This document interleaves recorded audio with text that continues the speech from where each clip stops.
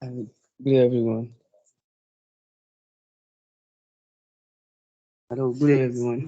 Can Oh, you you're hear me? welcome, sir. You're welcome, brother. Good Okay. evening. We can hear you. We commit today's we commit today's webinar unto the hand of Almighty God, the Alpha and the Omega, the Master of the Day of Judgment. He be our guidance. Ask for His knowledge, His wisdom. He should bestow His wisdom on us. Give us of enough wisdom to understand everything we are taught in here, and we commit every aspect of our days into the hand of Almighty Allah. We guys, inshallah. Thanks to everyone. No, thank you very much. I mean to that. So before the opening prayer, I forgot something, and pardon me off for that. Who is the moderator? So my name is Amina Adejumo, and how should I put it?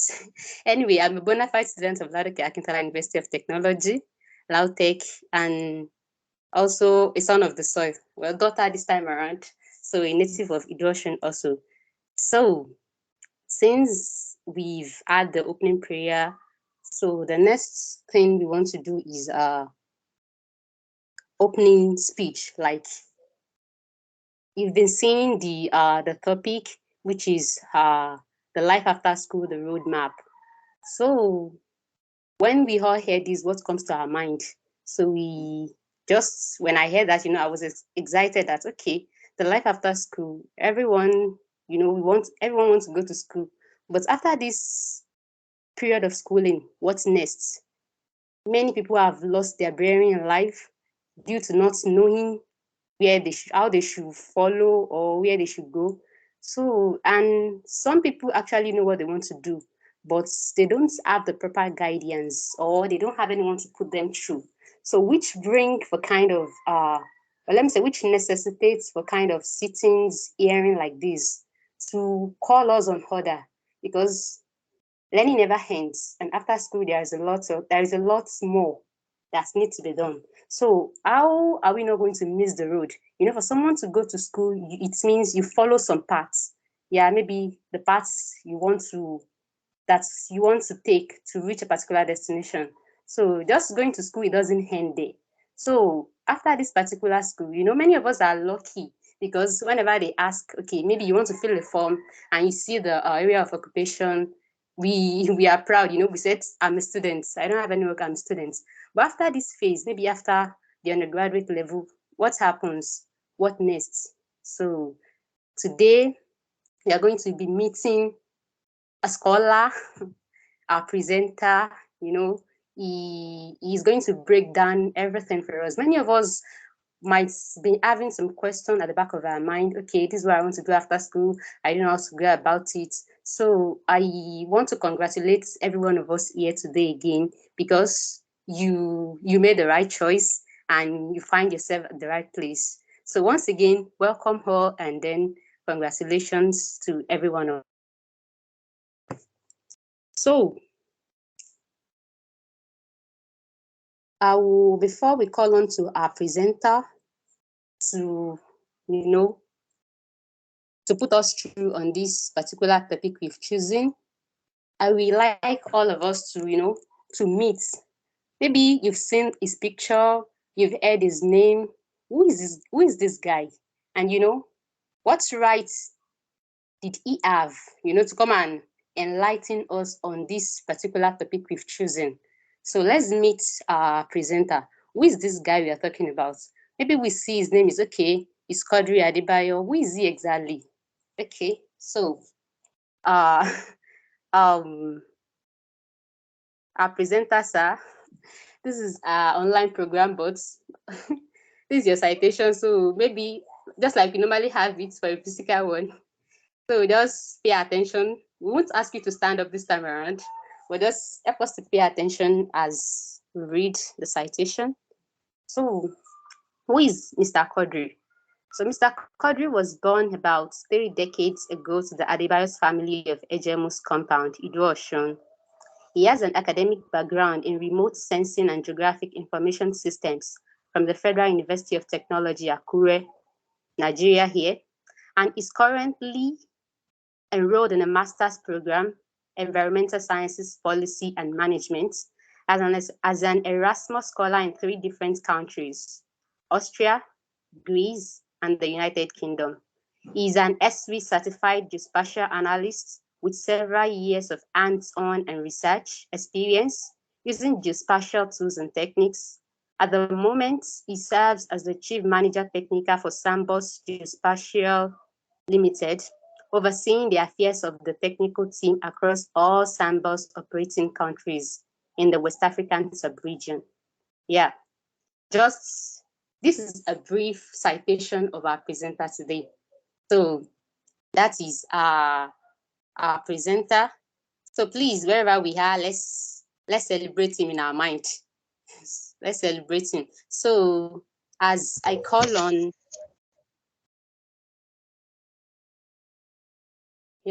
so as I call on Mr. Quadri Adebayo to come on board.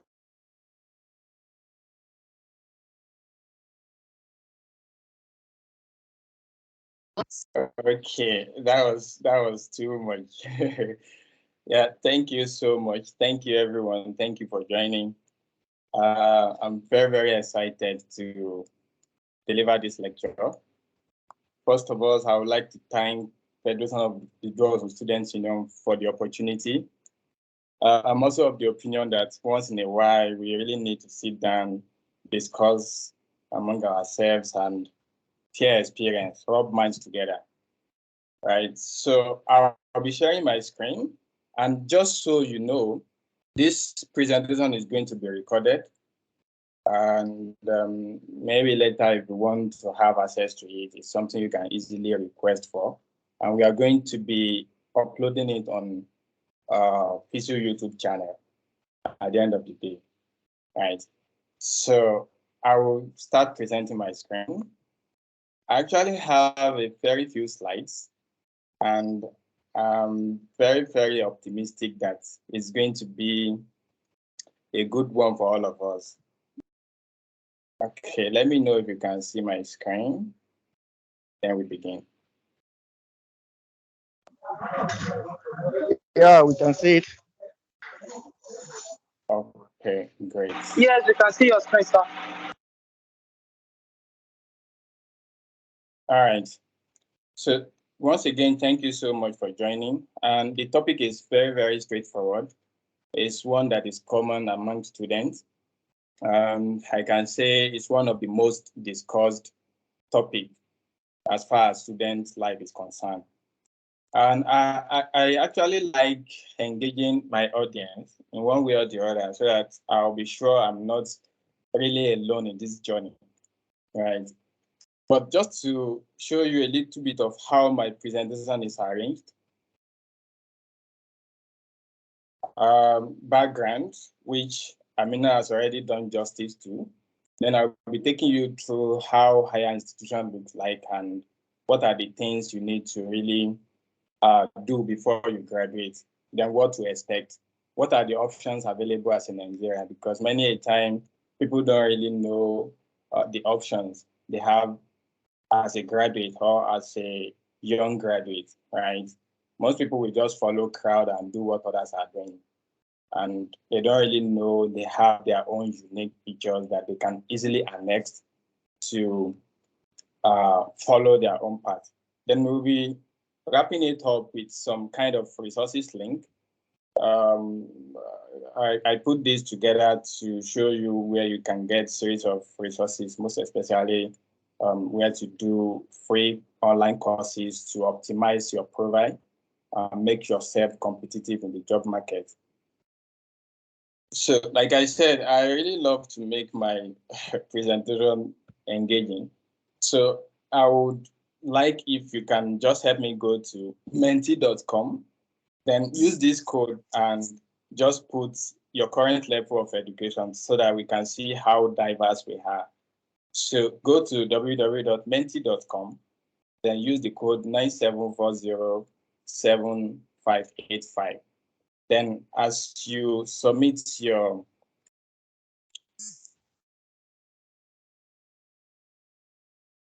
answer, okay, all right.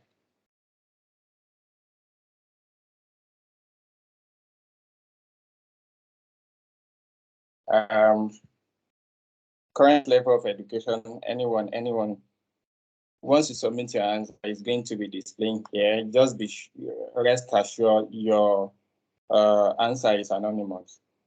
But just for us to know how diverse we are and different level of education. Menti.com.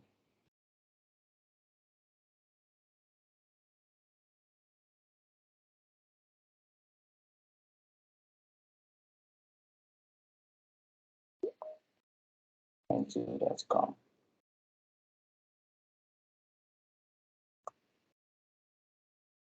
Are we together? Yes, sir. Yes, we are together. Yes, sir, we are together. Okay. I can see someone is in 200 level. Okay, good to know.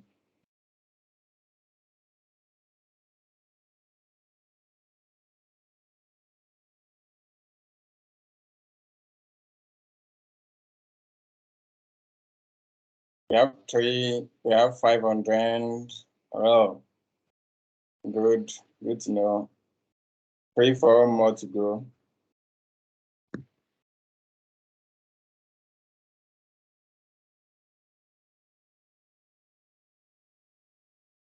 3, 4 more to go. 400. Okay. Good. First degree order. Good.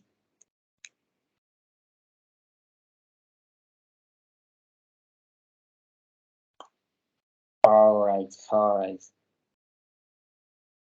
Thank you to all of you that submitted this. Okay, let's continue. So now, higher institution. Whether you like it or not, this is one of the best places of most people's life, right? It's probably a place where you will have a lot of freedom, right? You know, after dealing with bondage from parents, all the struggle from high school where you can only do whatever you are told. And, you know, finally you are here. You feel like you're on top of the world. You have this flexibility of time. You have everything. You can manage your time the way you want. You use your time the way you want.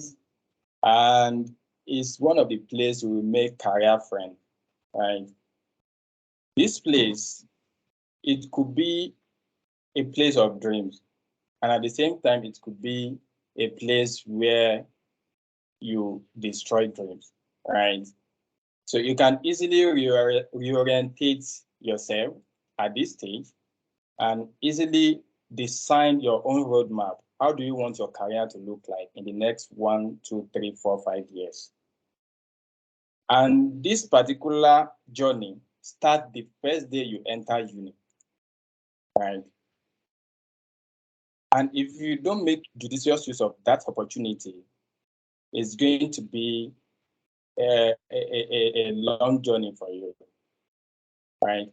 It's never too late to get started for anything you want to do in life. The only difference will just be if you get it right as early as possible, your journey is going to be a little bit shorter than someone that just discover how to get it done. At this level, most of the time is actually a demanding situation or a demanding environment. But after all the struggles, after all the stress of your courses, especially for those doing medical courses or engineering courses, you know how demanding that could be, right? So you really want to graduate, But what will happen after you graduate? Most of the time, you will actually find two different types of people on graduation days or after graduation. Those people that are excited, oh, yes, we are graduating today. We are so excited. We'll be moving to the next stage of our life. They are very, very excited. And you will also meet people that don't actually give a damn. They just see it as normal day. And they are just waiting for the ceremony to end so that they can go back to their home or go back to where they come from. Right? Irrespective of where you fall or how you feel on your graduation. 2, 3, 4 weeks after graduation, the reality will smack on you. Now you want that piece of paper, you want that certificate really, really hard, right? We are complaining about FISU strike. FISU will call off strike. I want to graduate. I'm in 500 level. I'm in 400 level. I want to graduate, right? Now, when you have that piece of paper, what do you want to do with it? So this is probably the first time you will be dealing with reality of life, right? And one thing people might not tell you is, if you really want that strong social connection after school, you are going to work for it. What do I mean? The real world is not a place where you have a lot of people around you, where you have your colleagues, your classmates, your maybe fellowship mates, your hostel mates, and all these people around you. You all have similar goals at that time, right? And that goal is to have a degree. But when you get to the outside world, the people you'll be mingle with, in one way or the other, they will have different stages of life, or you have different goals or different things you want to achieve. You might be looking for what next, or what do you want to do with your certificate, or what kind of job can you do, or what can you do in the industry, right? Other people might be looking for something else, like looking for admission, or trying to look for how they can optimize their current job or something like that. At that point, your goal, your goal is not the same thing with them. And this journey become like your own journey, solely for you. And any decision you make at this point could actually shape how the next 10 years will be. Right. And irrespective of your course of study, your degree type, your CGPA, after graduation, everyone will be stuck with this question: what's next? Remember, whether you study medical related course, or you study engineering, or you study anything, you are all on the same ship, heading to the same direction. In this case, we all want to be a successful person in life, right? So I would like to take another survey here. Do you already know, like, what do you think is next after graduation? What do you think is next after graduation? Just use the same Menti group, the same Menti website. Then let me hear from you guys. Do you already have like something in mind that you think is next for you? Hope I'm not alone.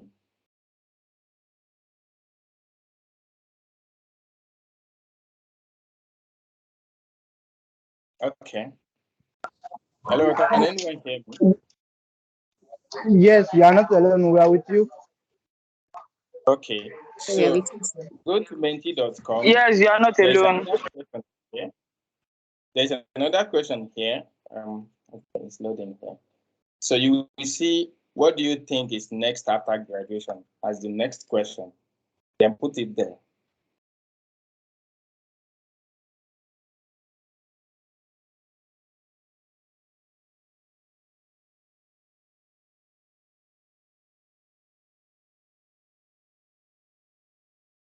Put it there. Then we will come back to what we put. And Sorry, can we have the link to the website? Maybe on the chat box. The link to the website. It's just menti.com. www.menti.com. Okay. Menti, MENTI, menti.com. Okay. Okay, not to waste much of our time, I will come back to our answers later. Just make sure you do it. Put your answer, then we'll come back to it later. Right.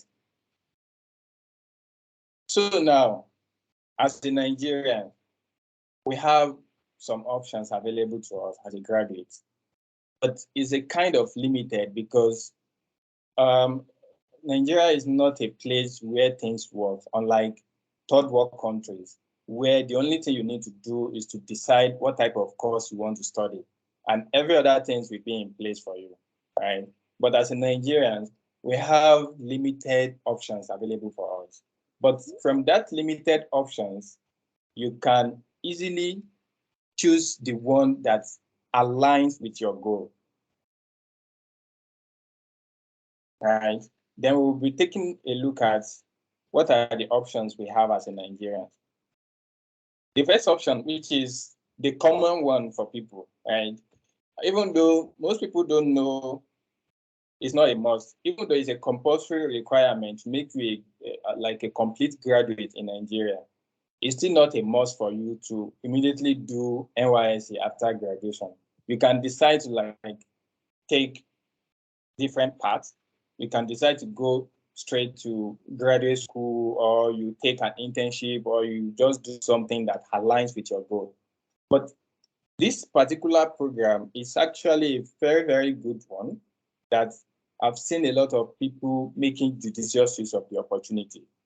We all know what NYSC is. Some of us have passed through the process, and we know how it's actually, we know how the setting is like. So this one is a great opportunity that you can use to like position yourself to the job market. You will meet different people from all walks of life. Depends on the states you are posted to serve, right? So if you see this as an option that immediately after you graduate, yes, I'm going for NYSC, just know that you are going to be dealing with real world problem. In fact, for some people, this is actually going to be the first job they will be doing apart from the side hustle or some other thing. NYSC is going to be like the first job they will be doing in the labor market. And during this program, you can make career friends that can shape your future. You can easily link up with industries, depends on which state or what are your interests. You can easily do a lot of volunteering jobs that can easily place you or give you some kind of edge when you are applying for jobs and some other things, right? So this one is an option. It's a compulsory thing, but it's not a must you do it immediately after you graduate, right? So now, for most people, it's actually common to relocate. Most of the time, people relocate back home or to another province in search for better life after graduation, right? And irrespective of which options you take, the most important thing we need to know here is what works for A might not work for B, right? And we should remember that this thing is you against yourself. You don't have to follow crowd, or you don't have to feel like, what will people think if I go to this place, or if I relocate back home, or if I do this, if I do that. in as much as you weigh all your options, look at the pros, look at the cons. Which one weighs better? Which one aligns with your career? Right? If you have to relocate to, for example, to Lagos in search for big company in engineering, in surveying, in all these professional courses, right? If you weigh your option, like if I stay back in Ido, will I be able to have access to all these companies? Or if you are a medical personnel and you know what where you can easily get the hospital of your dream, where you can easily see people that are in line with what you do, you know where you can find them, right? It's not a must for you to relocate back home, right? And something that is really, really common for most people is to apply for entry-level role.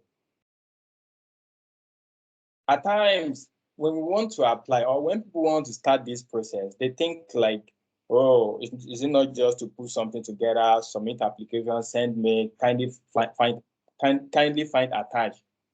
When you submit the first one, you submit the second one, you submit the third one, and you are getting rejection letter, rejection emails, you will feel like giving up. But the truth is, giving up is not, it's not even supposed to be an option. And the truth is, before you can easily get accepted to anything, whether you're applying for scholarship or job, you should be expecting rejection. In fact, rejection should be the number one answer you are expecting from them. And no matter the number, no matter the amount of rejection you get, right? Only one acceptance is enough for you. You submitted hundreds of applications for jobs, for anything, and you get 99 rejection. That's one that is accepted is going to change everything about your application. And we need to see rejection as something that is calling our attention to be better, right? If you apply for something, most of the time what I do is, if I apply for a job, for example now, and they send me a rejection, I will send email to hiring manager. Please, can you please tell me the reason why I'm being rejected so that I can easily work on it later for future application. When they see you like that, yes, you really know what you are doing, and they will highlight what they are looking for in the mails for you. I got more than 5 mails sometimes, right? Please tell me. I know you've already rejected me. Yes, I accept it with my full chest. But please tell me, what are the kind of things you are looking for that makes you reject me? And immediately they highlight those things in the mail. I will start working on them to make sure I have another version of myself. In this case, upgraded version of myself. You understand? Based on previous experiences. Most people do volunteering job, which is very, very interesting, and it's something that we also encourage. Sometimes it might not be a paid one, because most of the time you just have to volunteer for you to like optimize your CVs or your network. Okay. Like I said, in anything you do here, you need to ensure you consider your interests. And always remember, what worked for Mr. A might not work for you. Your career goal, you have to state it clearly, like, this is what I really want to do. Out of all these options, I think I should do this. And most people don't really, people underestimate the power of you choosing something. Like, I've seen many people that they will tell you, oh, let me just start doing this teaching job, and before I figure out what I would like to do, right? The truth is, the kind of things you choose immediately after you graduate, the kind of decision you make, it will end up building up into bigger picture. And you will now continue on that same circle Right. Okay. So this is another option that I've seen most people taking this part. It's a very, very important part because after you graduate the first degree, you can decide to go for another degree, second degree in this case. You can decide to do it either in your country or you try to strive to apply for scholarship. And there are a lot of interesting scholarship out there that they don't even care where you are from, whether you are from one village in Ibrahim or you are from anywhere. They don't even care who your father is. They don't care whether you know one politician. All they want to see is what can you offer. All they want to see is your academic background. Do you fit into their program? Do you meet the requirement? They don't care. You don't need any local government chairman. You don't need any house of rep to give you to get this all this scholarship. So, and one of them is Erasmus. There is Givini. There is DAD in Germany. There is OKP in Netherlands. There is Commonwealth in UK. That all these things, they are great opportunities, and the same thing applies to this one. When you are applying for scholarship, you will get a lot of rejections. Is part of the process. So hardly you will see people that just apply once and they get accepted immediately. It's not always straightforward like that, right? So this is another option we have as a Nigerian. Most people don't even know there is something called graduate internship, right? People think internship is only limited to maybe when you are studying, you have to go for internship at 400 level, or maybe when you are an HND1 or something like that, you go for IT or something. This internship, graduate internship, is a great opportunity for you to like get into your desired industry. Most of the time, it's always attract less pay when you compare it to full-time job, but it will allow you to gain a lot of experience, and it could be like a stepping stone for you to get that your desired dream or desired job, right? So yeah, most of the time we don't really know what kind of things we have. All of us, we have something that is unique about ourselves, right? We only need to see the area we are good at. What is your passion? And you can easily make that passion, or you turn that passion to job. I've seen a lot of people doing this and it's working very, very well. If you are a kind of person that is creative, you have business idea. It's not everybody that will be working from 8 to 5 p.m. working for people. And I've never seen one richest man in any country or in the world that is depending on 8 to 5 job. They have business. They have successful business, right? And if you're a kind of person that has this business idea, no matter how small it is, it's something you can easily look into. Like, let me start small, right? And you can develop it as the time goes on into a bigger picture, right? So after graduation, most people will just sit down, try to apply for a job without striving really, really hard to either improve on their skills. And there is no way, if you remain in one position, you are not learning new things. This world is changing really, really fast, and you will be left behind. That's the truth, right? So either you are uh, just recent graduates, you complete your NYSC, you are just you just started to apply for so many things. You can easily learn new skills, especially in your in your field of study. You can look at what is really, really trending in my field of study. What are the other things I can learn? For example, if you are studying remote sensing, you can think, oh, maybe a lot of people now, they are now trying to learn more about remote sensing. Can I integrate my remote sensing with machine learning? Can I try to learn more about AI? If you are an engineering student and you know just think of something new in that area. Then there are thousands of resources online that you can easily plug into.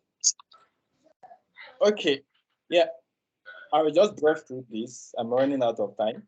So these are just the list of important skills that you need to learn before you graduate. They are very, very important, and I would encourage people that are still in school or people that are just graduate, or whether you're just searching for a job. All these skills, they are very, very important. And there is no way if you have all these skills, you are going to be very. I'm getting some feedback. If you can mute that person, that would be great.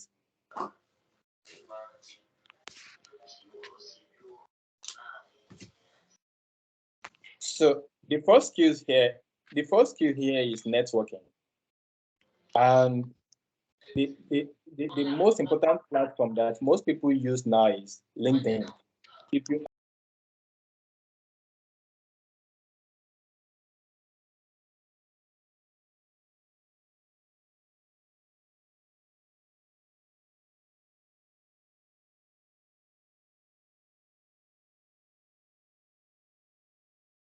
So please kindly unmute, sir.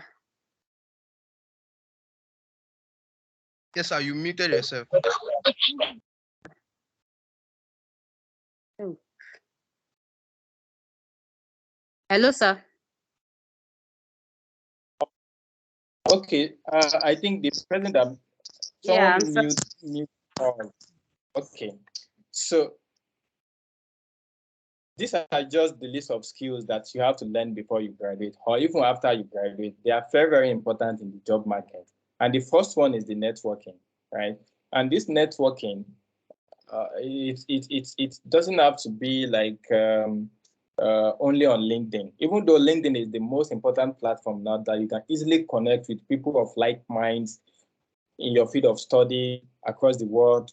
You can easily check jobs trending in your feed, and especially if you are using the premium package, you see a lot of people reaching out to you. But before you can have access to all this opportunity, you need to optimize your LinkedIn, right?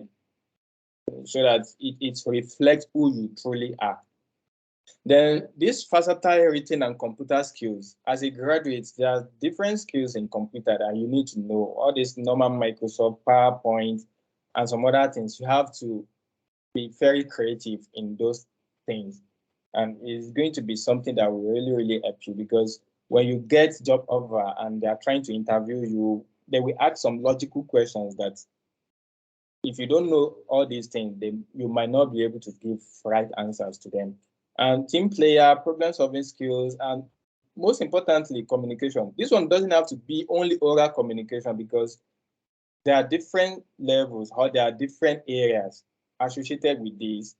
Talking with people with respect is a communication skill, right?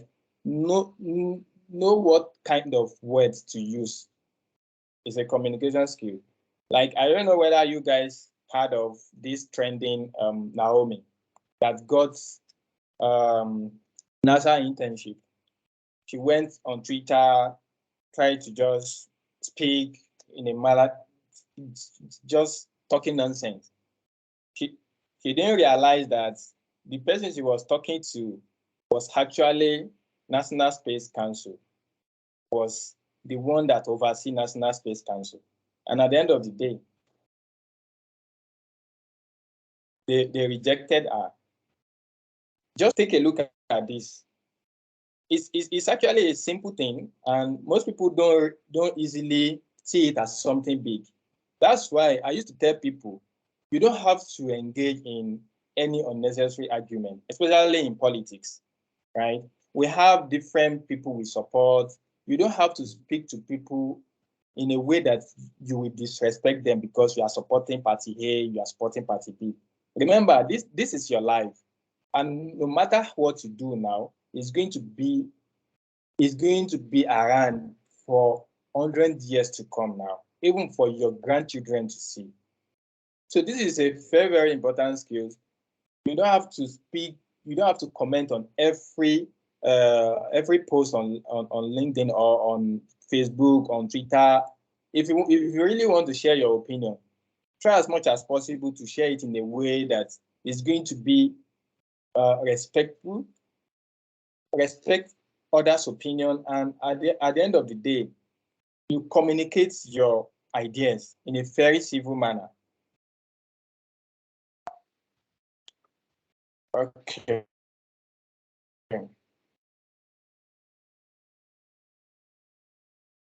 So these are just a list of important resources I put together, and they are very, very important to me because I've used both of them before. Even though on Coursera is the first one. On Coursera, most of the courses on Coursera, they are paid courses, but you can apply for financial aid that will enable you to do a lot of professional courses. Depends on what your interests are.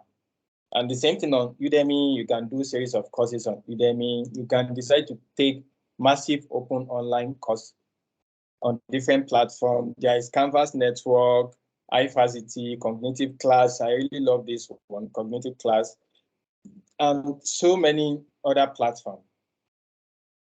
So, like I said, remember, it's you and you against yourself. You don't have to see that maybe I will have to take the path that this guy is taking, right? You just have to sit down, try and map out your own goal, look at the options available, weigh your options, and choose the one that is best for you and it aligns with your career. And when you feel like giving up, remember, giving up is not an option. You should never give up because only 1 year is enough to cancel 100,000 rejection. Thank you for your attention. I'll be very much happy to attend to your questions. Thank you. Yeah.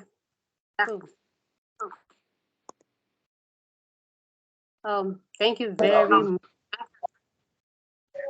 Thank you, sir. So thank you very much. It's a very, very nice speech, full of value.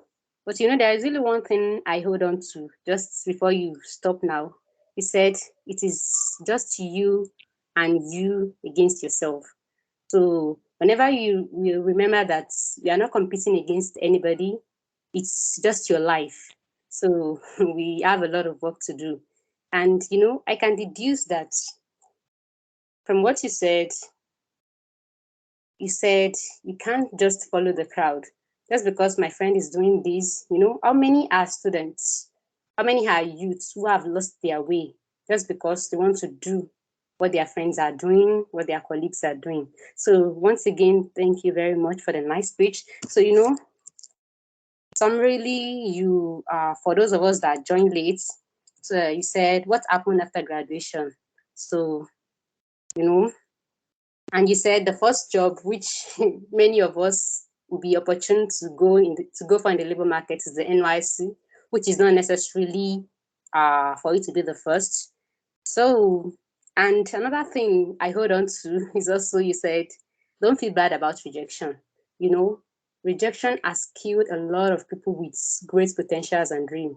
Just because you are rejected here and there, you feel like, oh, maybe I'm not even born for this thing, or maybe it's not my way, just because of few rejections. And just one acceptance, just as you've said, we cancel all 100 of rejections that you have.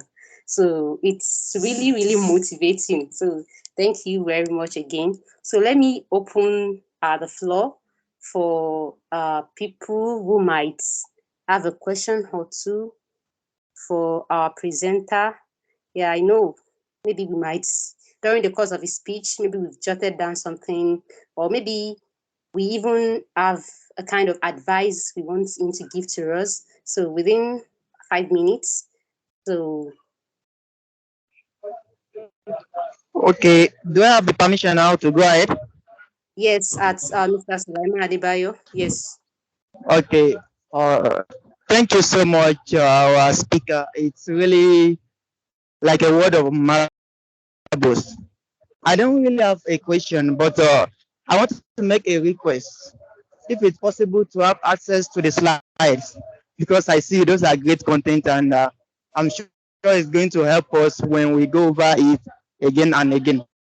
Most especially those that attend the event, if it's possible, that you can share the slide with us. Thank you.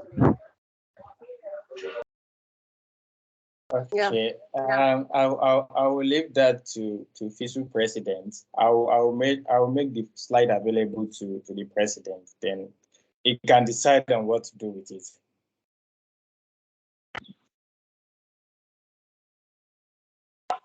Okay, sir. Thank you.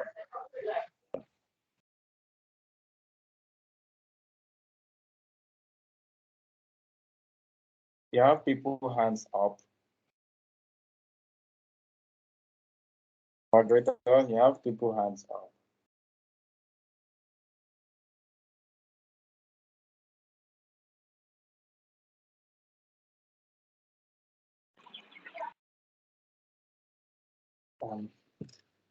Moderator, are you there? I think you have two people raising up their hands.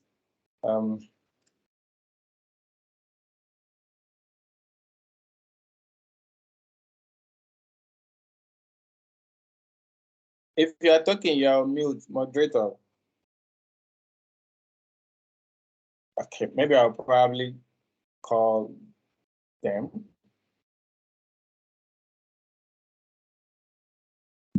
Mr. Gbajibola, you can go on with your question.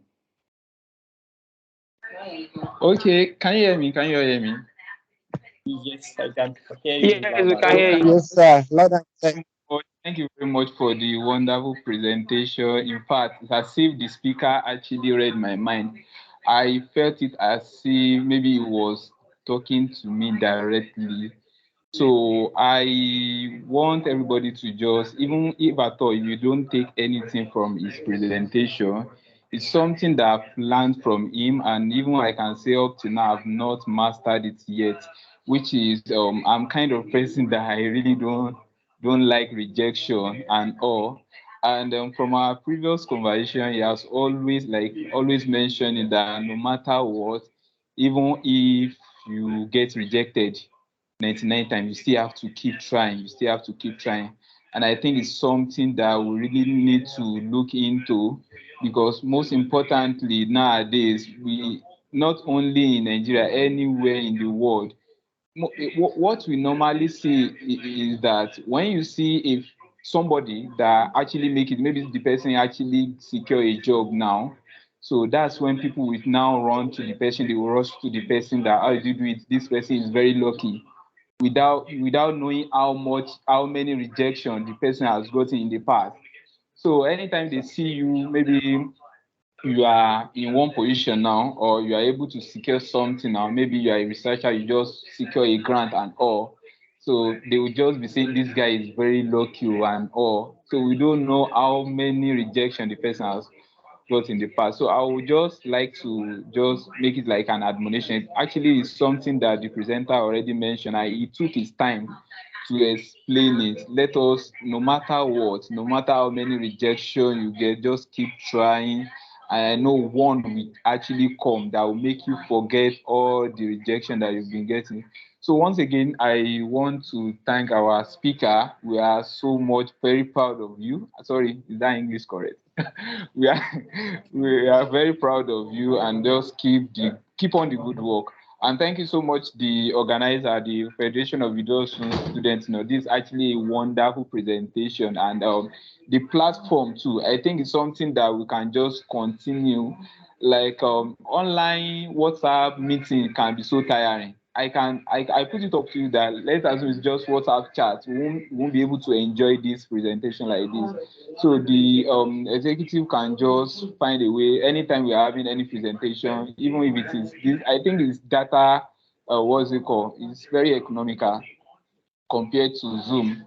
So if you can find a way to utilize it, I am very sure anytime you reach out to the speaker, today's speaker, you will be able to render his help so that we have as many as possible, like wonderful session like this. Thank you very much. Thank you for that, uh, for your speech. It's really mind blowing. I think Akamu Akinkumi. You can go on with your question. Akamu Akinkumi. Thank you, the moderator and the speaker. Thank you for that wonderful lecture. Please, I want to ask a question. And the question is, well, I'm asking the question based on my field. I'm an engineering student. And during my internship as an engineering student, I've come to realize that most of the bosses we have in towns nowadays, especially those who owns company, they prefer, or be it their will, they like to make use of the young graduates and the internship students for free. That's my observation. When I did IT, that was for 6 months. Despite the kind of services we rendered to that company, and the company was in Osun State actually. So we were literally not paid at all. So the question is, as a graduate or a fresh graduate, for how long do you think we can endure under that kind of boss? For how long? Because one thing I observe is that, especially, I observe that those who graduate from polytechnics, once they are able to register a company in India, they prefer to start their own company afresh. Do you think that is more important than, enduring under a boss to gain more experience? I don't know if I put the question well. Yes, very well.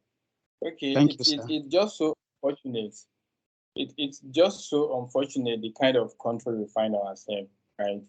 Because even though internship is not something, I think maybe I should put it this way: internship is something that's supposed to be uh, like avenue for you to learn, right, and not to earn money. But if there is a limit to the kind of things you can do, most companies in Nigeria, they take advantage of people, just try to hire intern for cheap labor. They will not pay them. They'll be using them for so many things, right? But it's actually, there is no limit to how long you can endure that kind of situation. The most important thing is there is no way, if you are learning under them and you've learned so much that they will not allow you to go, or maybe you have the required skills and they value your skills so much. If you request for payments, I don't see any reason why they should not pay you, right? So maybe because they see it like it's not supposed to be internship for 6 months, or what type of internship are you referring to? Is it graduate internship or the one you do before you graduate? If it is the one you do before you graduate, hardly you will see companies that pay. But if it is the one after graduation, it's something you can easily negotiate, right? I took up internship during my NYSC. I was serving in Ekiti State University, but because I wasn't really gaining what I wanted that time. You just go to Ekiti State University, you go to EXU, you watch African Magic Yoba every day, and you must go there. So I was like, so this is what I'll be using my 1 year to do. The first week I entered Ekiti State University, I made up my mind, no, I'm not going to be completing my NYS in this university. So I started searching for a job. I started searching for graduate internship. And the company I'm currently working for now, I got the acceptance letter to come and do 6-month internship. So I completed my NYSC with them, and after 6 months, even though I was being paid like 30,000, and you know how much that is as a copper, I was being paid like 30,000 that time. And after my internship, I worked really, really hard for them to retain me as a permanent staff, and I negotiated salary.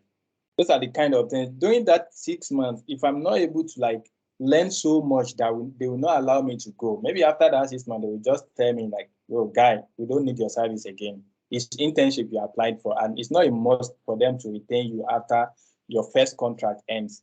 So the main thing is, if you apply for internship, especially graduate internship, once you enter that situation, the first day your target should be, let me develop myself as much as possible.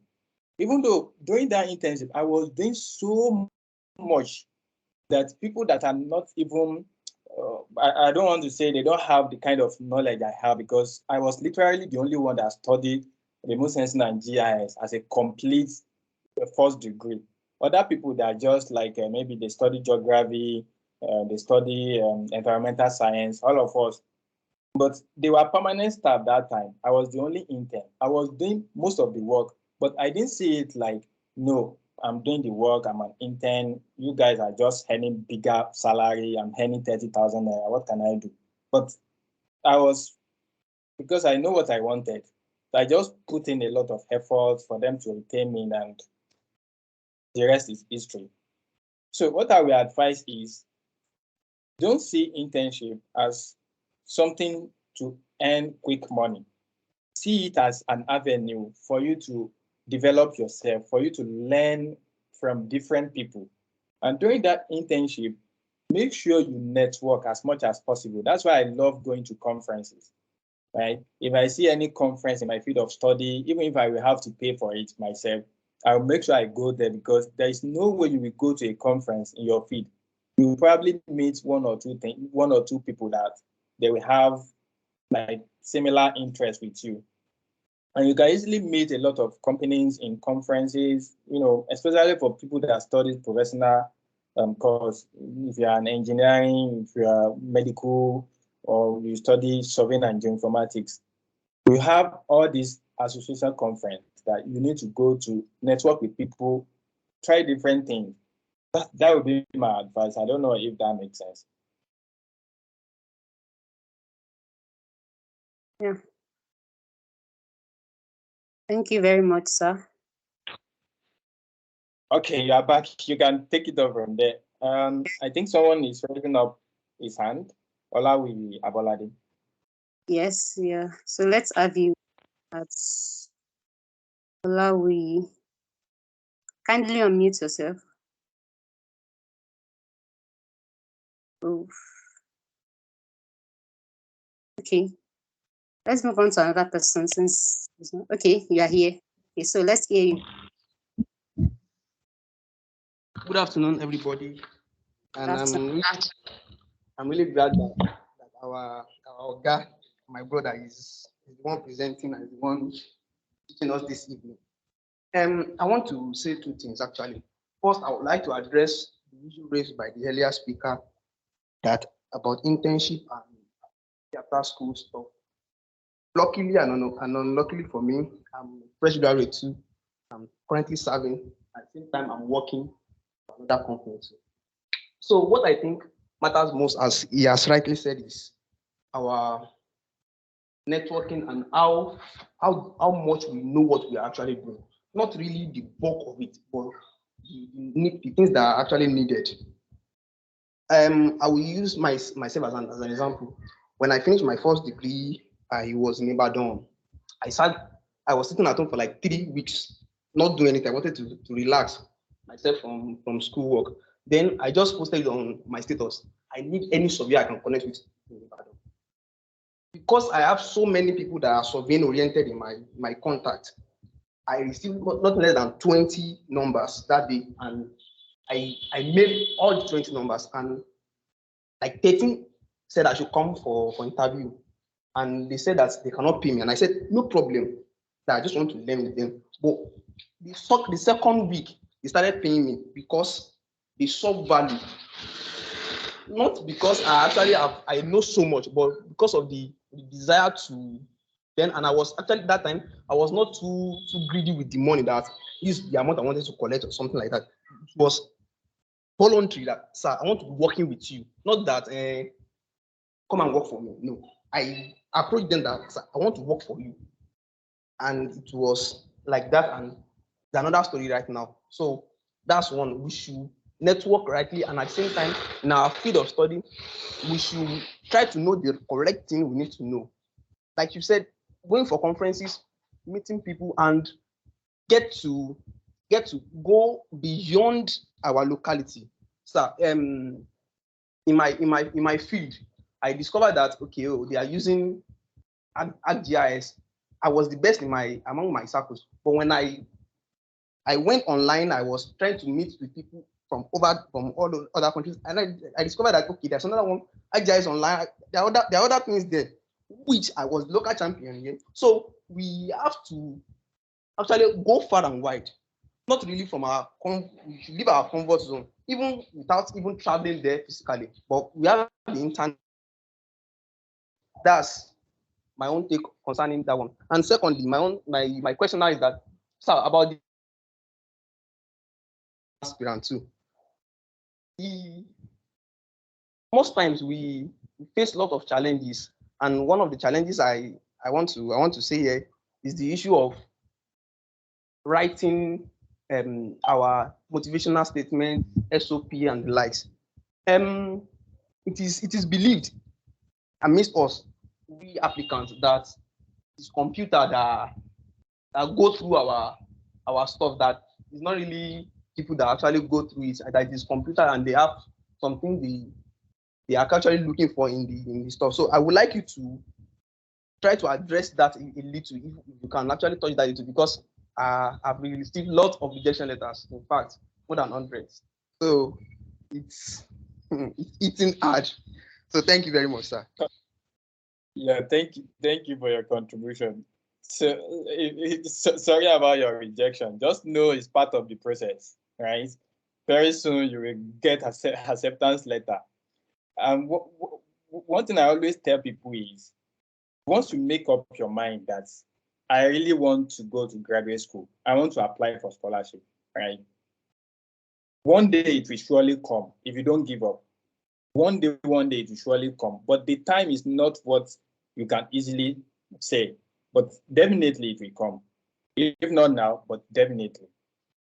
Okay, now to your question. So the issue of SOP is actually something that's really a lot of people worry about it a lot, right? And the most important thing here is, yes, sometimes they use computer to just do first screening. For example, if they ask you for 250 words and you are writing 5,000 words, immediately the computer screen you, they will send rejection letter to you immediately because you are not following their rules and regulations, right? That's the first thing. But in terms of the critical things they are looking for, like maybe whether you made, what motivates you in the first place? Why are you applying to graduate school? Why this course? And all these things, you know, different program has different patterns of writing SOP. You don't just say the SOP you are using for Erasmus is the one you'll be using for Chivini, because Erasmus program has different motivation, while Chivini scholarship has another thing.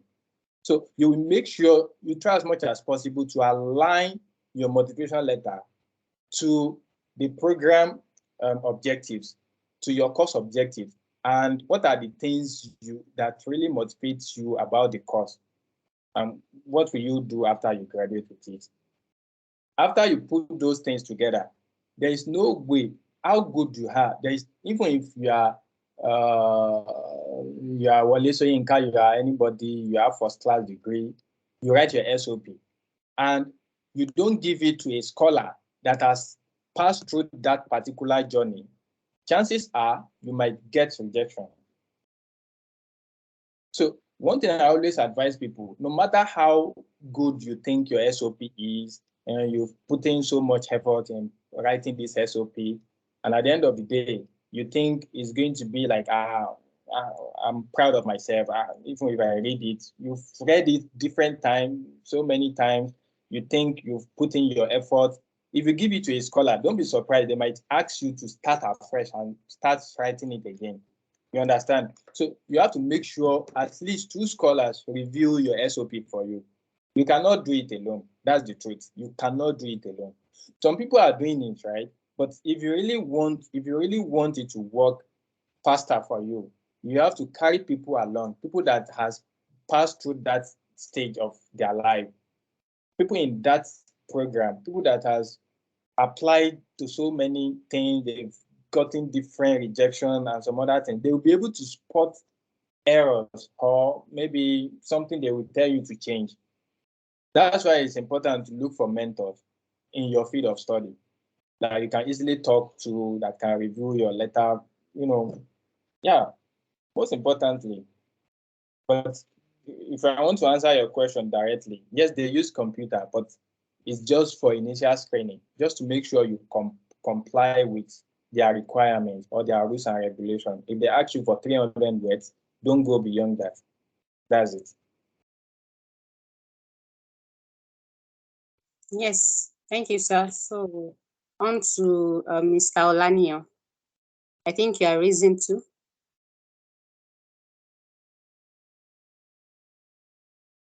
Hello, sir. Okay. Okay. Seems like it's no more raising his hand. So do we still have any more question?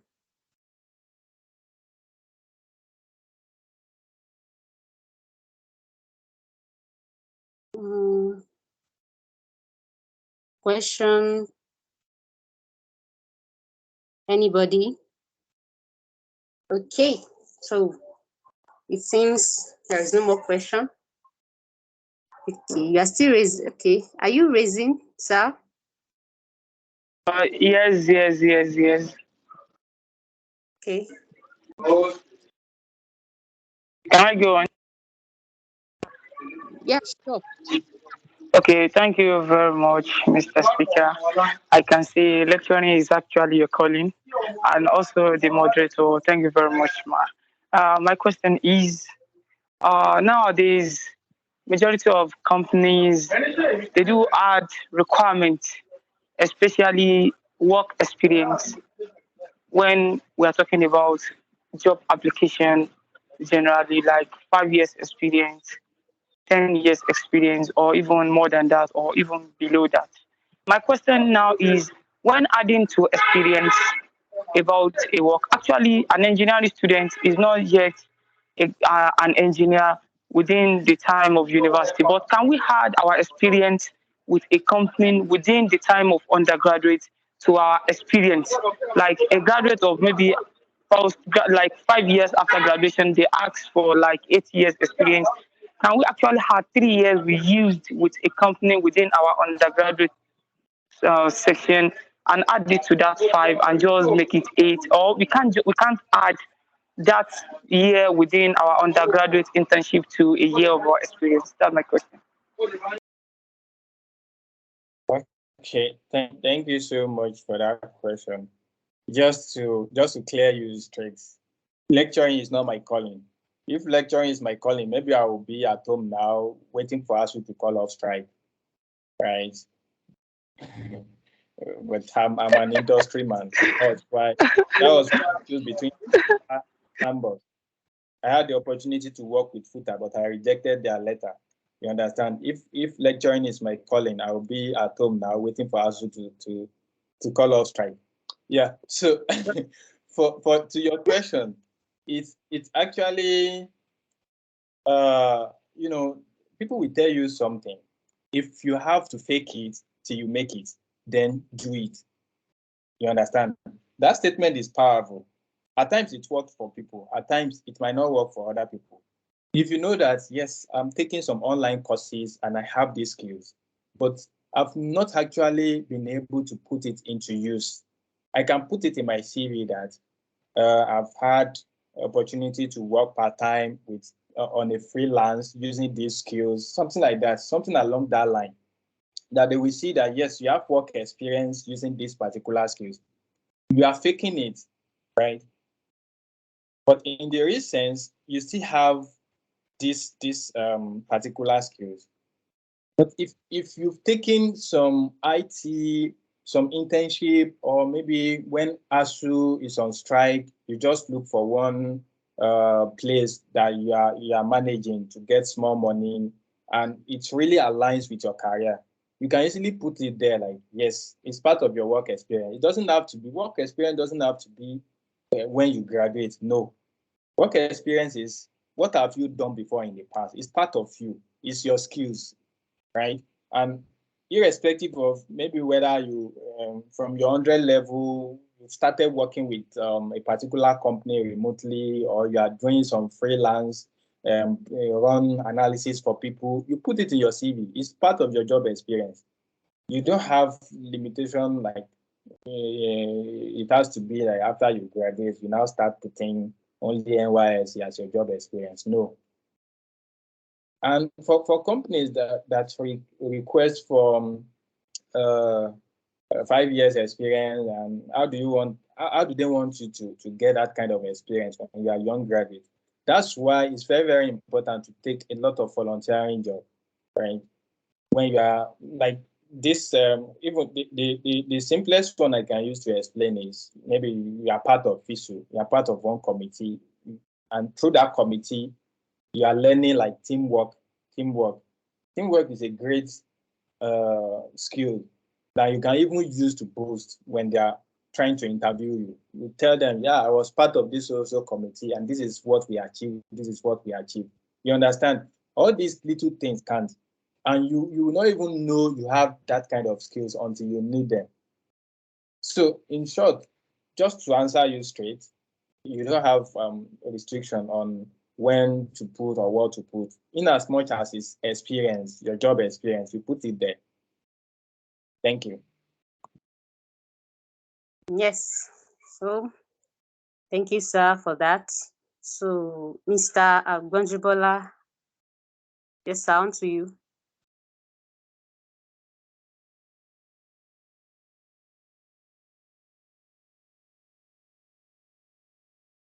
Yeah. Let's add you. Your question, sir. Hello, sir.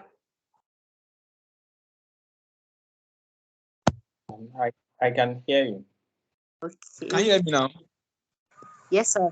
Okay, thank you Sure. very much. I said I think the speaker has actually done justice to that topic, but I just want us to view it from another angle. Like for example, now in the let's say health related field, or let me say medical field generally, if an employer is actually asking for a job experience, though people normally say, like speaker earlier mentioned, that interview is like is a game of lie between two people. It depends on how you know how to package your things. All these things that we are doing, FISU executive committee, subcommittee, it's not that everything is a waste. Like for example, now for every application, I think there's a part where they ask for supporting information, whereby you can just put maybe your leadership skill, your communication skill, maybe when you were in school, maybe you are part of the, maybe for example now FISU president, ability to delegate role and duties and all those one can be under your supporting document.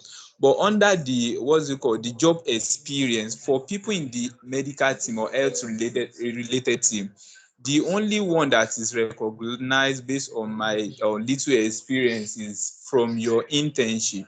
Immediately you finish your school, there is a mandatory 1 year internship, and it's not free. Actually, they are going to pay you. So that's where you start counting your job experience from. So anything you must have done maybe during your undergraduate, those ones, even if it is a medical outreach or anything, that one can be under your volunteering experience. But immediately before you even start looking for job, that means you must have had a minimum of 2 years experience. So counting from your internship 1 year, NYC another 1 year, that's 2 year experience. So there is no any employer that will ask you more than that. That's the basic for getting a job, a minimum of 2 years experience, which you must have gotten through your internship and NYSC. So that, but in summary, there's nothing you do all these online courses and everything, all your volunteering, all your subcommittee and all other engagement, you definitely find a space under your this thing where you are applying for a job where all these things can feature. Is either under supporting document or under the what's it called, your job experience. So you just find where to put in all these things. Thank you. Yeah. Thank you so much for that. Really interesting. That's why we love our science job. All this your medical this thing. You have special requirement for everything. That's good to know.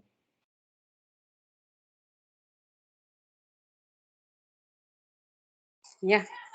So thank you, sir. So since there is no more question, yeah, I think Mr. Bonjibala has been attended to. Yeah. Okay. Yeah.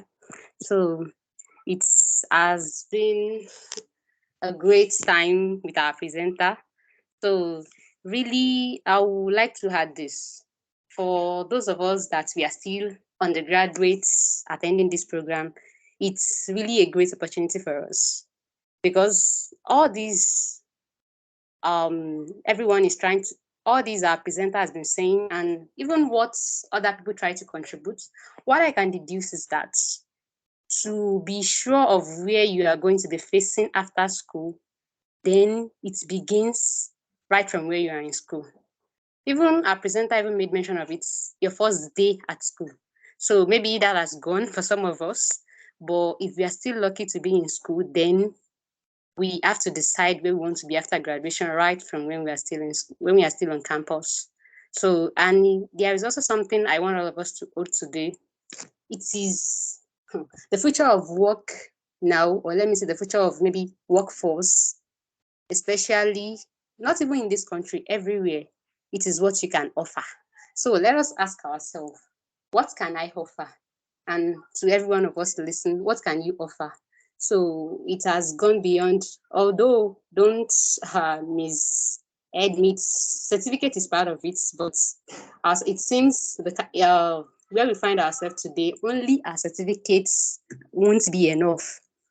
So if just like some skills that we can learn has been shown to us, and okay, maybe after the program we might get the slide so as to check for it again. So if you're opportuned to grab some skill, so it is very, very important for us. So it has been a nice day, and I believe every one of us that's attended this program today, we have actually and definitely gained a thing or two. So it's all about value, creating value for ourselves. So this kind of circle we find ourselves adding value to ourselves. So in conclusion, just like we said when we want to commence the program, we said this is the first of its kind. And subsequently, we'll be having more of kind of online webinar like this to educate ourselves. And we look forward to your participation. And once again, I want to congratulate every one of us that has attended the program today. It has been a great time with you all.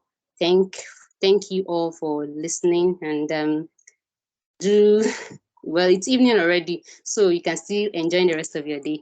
So thank you all once again. Thank you, everyone. Thank you for joining. Have a great evening. Oh, thank you very much. Thank you very much. Thank you very much. Mr. President, you are doing well.